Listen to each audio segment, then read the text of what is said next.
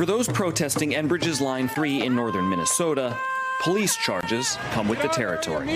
Misdemeanor presence at an unlawful assembly and misdemeanor public nuisance. Here in the land of 10,000 lakes, we find the new front line between native tribes doubling as climate activists and big energy.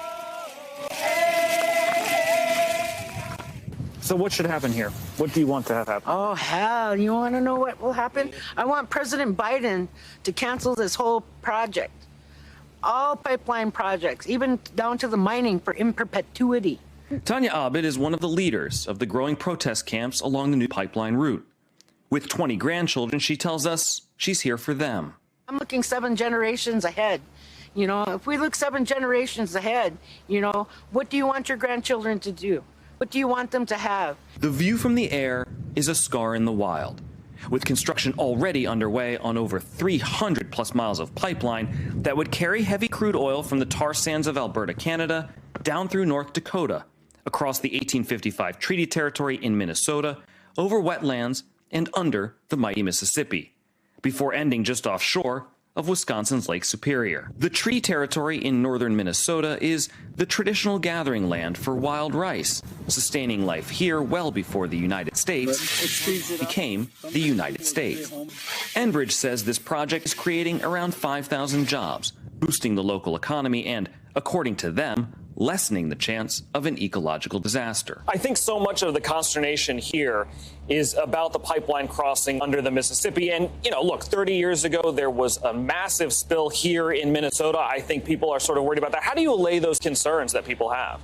Just this past year, I was given a ring that came from one of those accidents from prior years.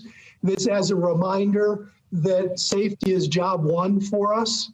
And what's, you know, if they're really concerned about safety, we need this pipeline. This is really, like Biden says, build back better. So this is a modernization project to make sure that pipeline is safe and to make sure there is no environmental harm. As spring warms on the frozen tundra, all sides in this fight know they're at a precipice. This is the edge of the exclusion zone that Enbridge has put in because this is the spot where the pipeline will actually go under the Mississippi River. Every day that river is thawing a little bit more. It's one more reason that activists say they're in a race against time. What do you want people to know about the pipeline coming across the river, what it could do? Well, 68 million people rely upon this water that comes from up here in northern Minnesota, and it goes all the way down to the Gulf of Mexico. And along the way, there are cities, people that drink straight from this river here. Activists tell us they've learned from past confrontations. We were in North Dakota February of 2017 when the camp at Standing Rock was cleared by law enforcement. There was one centralized encampment there. Now in Minnesota, there are at least 5. We're getting better. You know, they learn, and so then we learn. Having multiple camps set up along is part of that strategy. Have people come and learn about what the other camps are doing. So there are clear lessons learned from Standing Rock, then? Definitely. Yeah, oh yeah. There's been so much coverage on this recently. I'm wondering if you think it's been fair, and this is more of a what are we missing? What is it that we are not talking about from your end? I think some of it's being stoked by activists who are concerned more generally about climate change. They, as a consequence, are trying to piggyback off of the cancellation of the Keystone XL pipeline. This isn't KXL.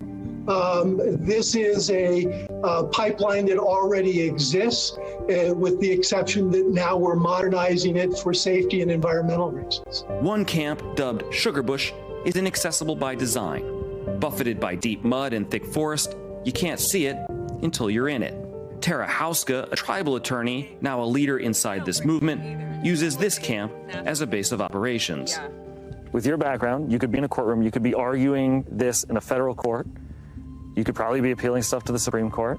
You and I both know people who are doing that. Why are you choosing to be here instead? Those processes are just not equipped to deal with the urgent crisis around us. And with everything I saw and learned in Washington, D.C., in courtrooms, in legislative and political processes, what I saw is the incredible importance of the people and the people's voice in change.